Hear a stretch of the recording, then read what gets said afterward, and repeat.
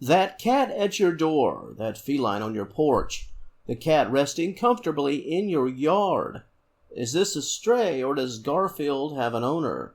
In this material, we'll talk about the ways that you can tell the difference between a stray and a family pet, and the proper actions to take regardless of your findings. Interesting topic and hopefully a helpful one. I've got you covered. Stay tuned.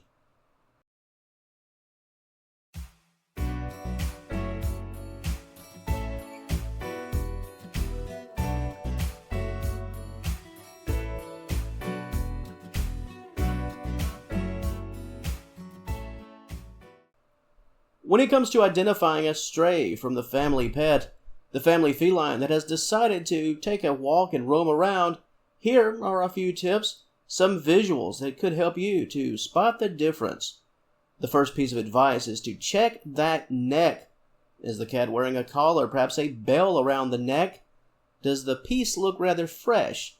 Does the collar look new? Does it appear to be in good shape? Nothing torn? This is often a good way to prove if a cat is someone's pet rather than a stray. And on that collar, does it have a name? Perhaps a phone number? Right there could be the ultimate proof that you're dealing with a pet rather than a stray. Another piece of advice is to simply take a good look at the cat, a good look from many different angles. What do you see? Is the cat very clean? Does the animal look like they just walked outside from someone's home? Or do they look like they've been making friends with Mother Nature for quite a while? Cats, healthy cats, they live to groom and stay clean. But life in the great outdoors and the elements, a cat can only do so much grooming to keep pace. Stray cats typically have a dirty and dusty look, especially over time. Another observation is physical size, as in a healthy appearance and a healthy weight. Staying on the theme of the elements, stray cats, even felines that once had a home, too much time spent beyond someone's roof and away from proper care, it will cause a cat to drop weight and look rather out of sorts. If you see a cat that appears underweight and not in the best of health, this is typically a sign that the animal has been removed from human care for quite a while. A bit more common with feral cats, felines that have never had a home and always lived on the land, strays, longtime strays can display a similar quality, and that quality and characteristic is one of distance from you. They're very hard to approach, and perhaps they only visit your home when they don't think you're looking, when they don't think you'll notice. Perhaps they're quite content to be on your property until they hear you, and then they make a run for it. Strays, cats that have been on the land for years, over time they lose that comfort around humans. They become scared and cautious. The house cat, someone's pet, they'll be far more inclined to stick around. In fact, one of the red flags that can make you wonder about the cat in question could be that they're all about the pets, the playtime, and the mealtime. If this cat that keeps visiting your house or your home acts more like your pet rather than someone else's, this could very well be a case of a feline with two homes, leaving their primary home to come on over and visit you. If this cat, the one that hangs out, is just a bit too comfortable around you, and it started from almost day one, there's a good chance that comfort exists because they share a home with humans each and every day. They are very much used to people and probably used to getting fed. Now let's talk about the setting. That cat coming to your home, so much of the answer to this question, pet or stray, could come down to where you reside. There's a huge difference between a house way out in the country off a long dirt road compared to that of your run-of-the-mill neighborhood and subdivision. In a neighborhood setting, more times than not, the cats that appear belong to someone else, and chances are that someone else is probably the home a couple of doors down from you. Now, if your house or home is a standalone, a great distance from the hustle and bustle of daily life, and that cat has appeared, strong odds say they are a stray or a pure feral feline. How the cat looks is obviously very important, how they appear, but your location is just as important. Another aspect to consider when it comes to pet versus stray is the way they respond to food. Are they casual eaters and happy eaters, or do they always seem to be hanging on each and every meal, almost like each meal could be their last? Is there almost an aggressive nature to it? Pets eat, they eat on a regular. Strays, they take what they can get. Pay attention, pay very close attention to how the cat responds to food.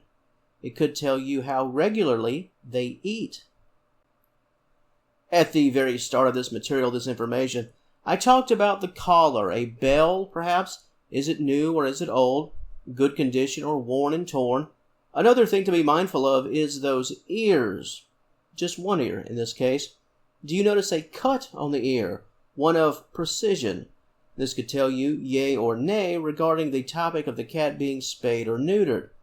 Now, while it goes with an understanding that a stray could just as well have this ear clipping, if nothing else as proof that the feline once had a family, the mark could also indicate that the cat has a current family.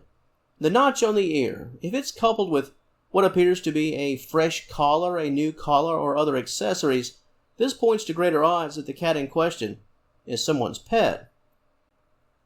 And the final point of advice I'll give to you today, and this could be the most obvious, and that is to ask around. If you reside in a neighborhood, it's very important to ask around. This is critically important. If this cat has formed a bond with you and you have considered taking in the cat as your very own, it goes without saying that you need to do everything you can in that instance to see if this cat has a home. If no answers can be gathered, take the cat to the vet or a shelter. Many facilities will scan for the detection of a microchip, and they'll do so free of charge. If the microchip is located and the data is found and retrieved, it will have the latest contact information regarding the feline in question. From personal experience, overall, I can tell you that in addition to my very own cats, I'm currently caring for a stray, and I'm also looking after a pet, someone else's pet. The latter, that cat loves to hang around and get the food, hang around, and stay for the pets and the good times. The current owner, they have no issue with allowing the cat to roam around and visit other homes, so that's what sort of happens. The cat, in some ways, it's like a community cat. However, the cat seems to stay with me more than anyone else. I'm sure many of you out there have similar stories and similar experiences taking care of and looking after a known pet.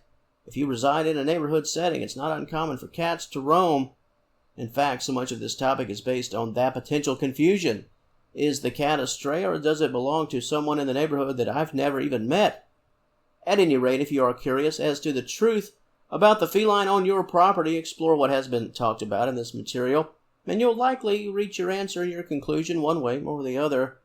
It's always important to have the backstory, as it can determine the decisions you make not only in the present, but also in the future. To the audience of Senior Cat Wellness, pet or stray?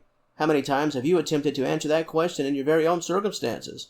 Your thoughts on this topic, personal stories, and anything you'd like to add to the conversation in terms of things to look for and questions to ask in that comment section. As always, it's all yours. And if you enjoyed this content, please give the video a like and subscribe to the channel. I'd love to have you as a member of the Senior Cat Wellness family. And until next time, thank you so very much for watching, and I will talk to you later.